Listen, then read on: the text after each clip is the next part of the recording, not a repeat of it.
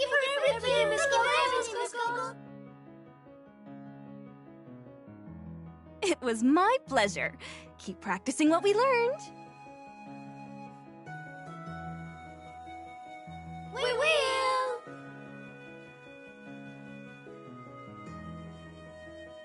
A month had already gone by since we arrived in Undira, meeting their people and hearing their problems.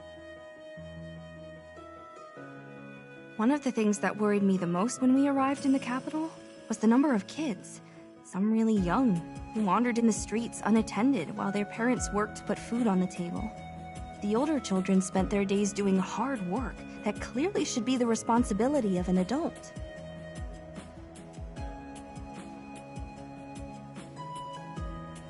After locating all their parents and talking to them, I was able to convince them to let me give classes to their kids so they could learn the basics. Persuading the adults was not an easy task, but luckily, most of them were Nodam faithful. So my status as a future High Priestess helped me to gain their trust. Is it finally over? About time.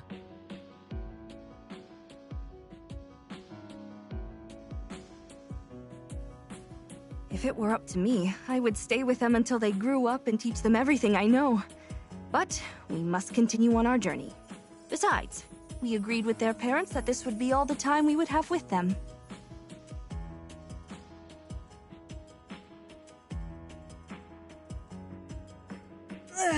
Great. I was starting to take root. Really don't like spending so much time in one place. A month. I think this is the first time since my parents died that I slept so many days in a row in the same city. You should know that I only decided to stay here because of you. What?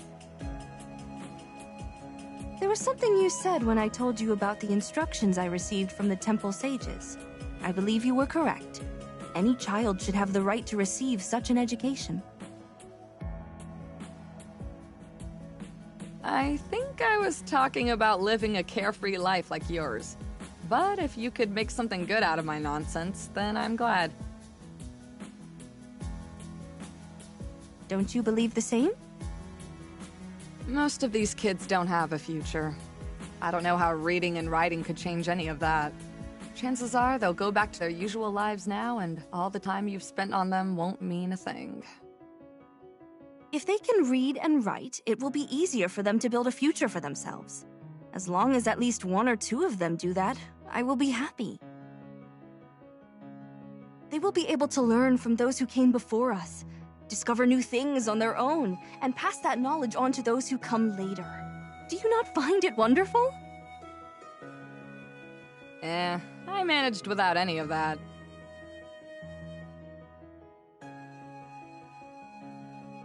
Wait, what? You cannot read? What's the point? You don't need to read books to steal them. Also, it's not like I had someone to teach me. Well, that will change. I promise.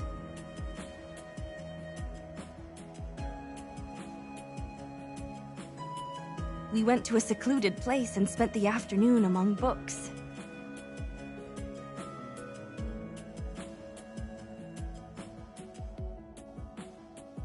You learned surprisingly fast.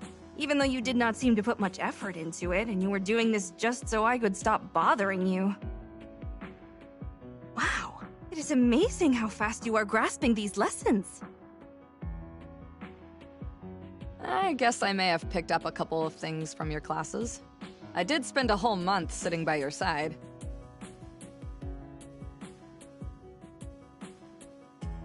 Even if that were the case, it is impressive. It is always harder for an adult to learn new things. Ah, I get it. Like you and our sword lessons, huh? That is a completely different matter. Here, read this.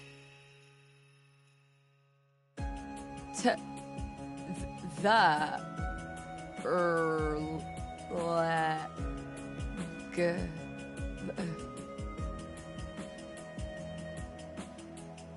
legend.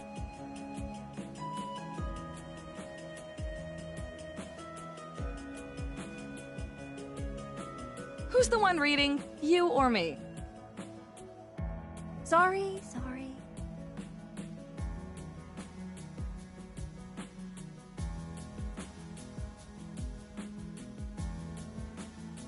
The Legend of the Necromancer. What does that mean, Necromancer? Someone who uses dark arts to manipulate death, and thus, the dead. Nice. So what's it all about? If I have to read this thing on my own, it's going to get dark before I finish. But that is precisely the right way to learn. Well, since this is your first time, I will make an exception. But from now on, you will have to read it all by yourself, all right?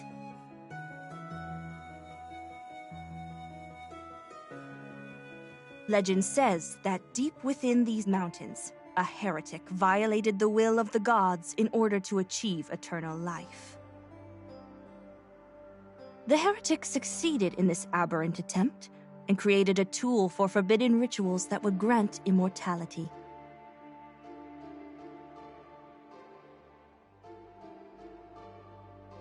And perhaps, even bring back the dead.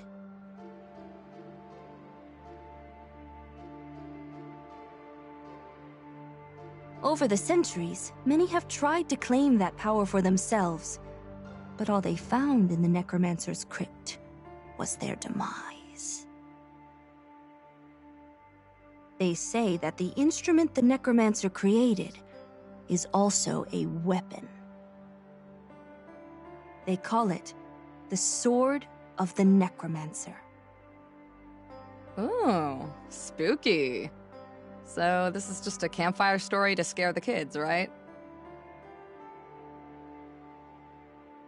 That is how most people see it, but it is indeed a true tale. This is something that happened a long time ago. Seriously? You expect me to believe that?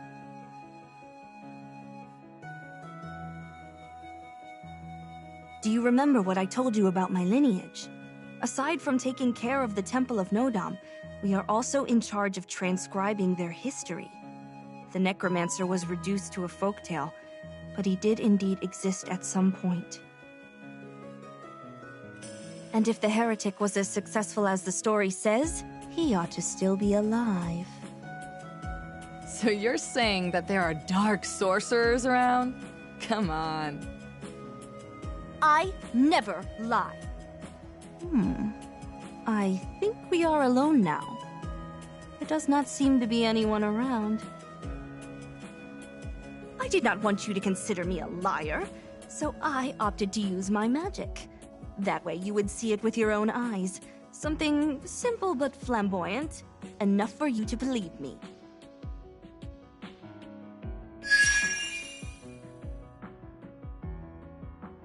What? What the hell is that? This is magic, you skeptic. The light of Nodam. That's impossible! It's all smoke and mirrors! Not at all. You need only understand the laws that govern this world. That is why the ancestors left us their writings, the grimoires, where such things are explained. Unfortunately, there are those who use that knowledge to stray from the path of the gods and commit acts that should not be named. Like the Necromancer. And you can use that magic because you're a descendant of the Nodam? We could say that I have an innate aptitude for it due to my ancestry. But the truth is that everyone would be able to do it too if they applied themselves. After learning to read the grimoires, of course.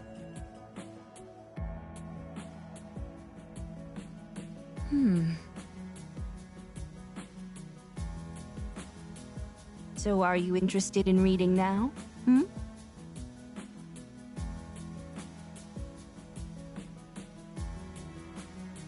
You looked away like an embarrassed child. As if trying not to be heard much, you answered. Yes. All right! Then you teach me how to fight, and I will teach you to read the ancient language and use the grimoires. Does that sound good? It's a deal.